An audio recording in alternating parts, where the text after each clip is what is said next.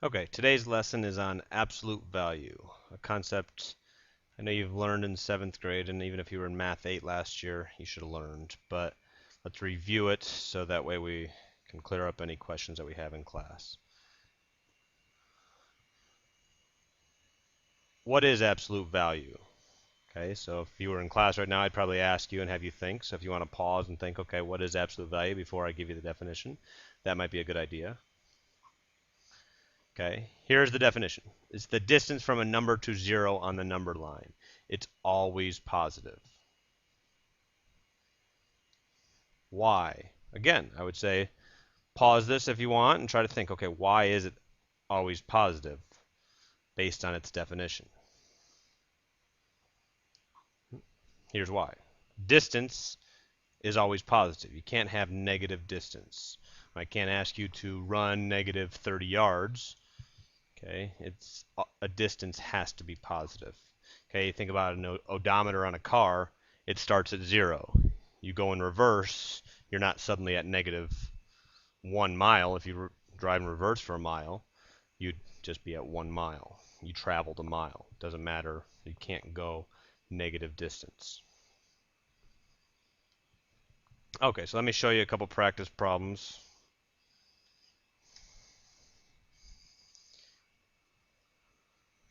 Okay, you'll see it written as like that.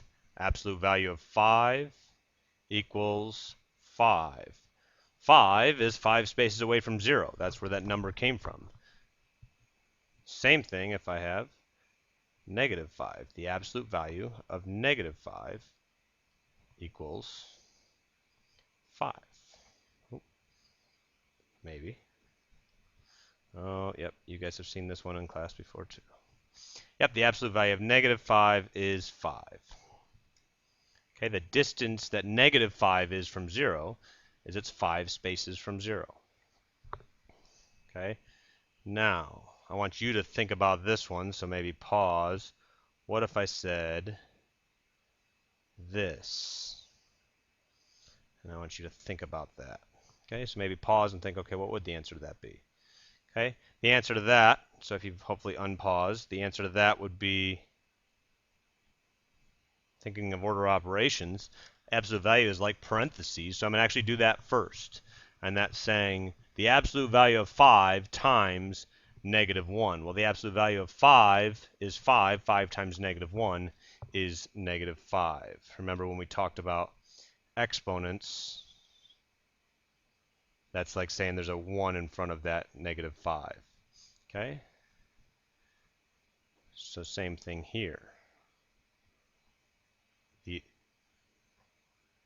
absolute value of negative 5, we do that first, which is a positive 5, and then multiply that by negative 1. It's negative 5. You can also think of that negative symbol as the opposite. The opposite of the absolute value of 5 is negative 5. Okay?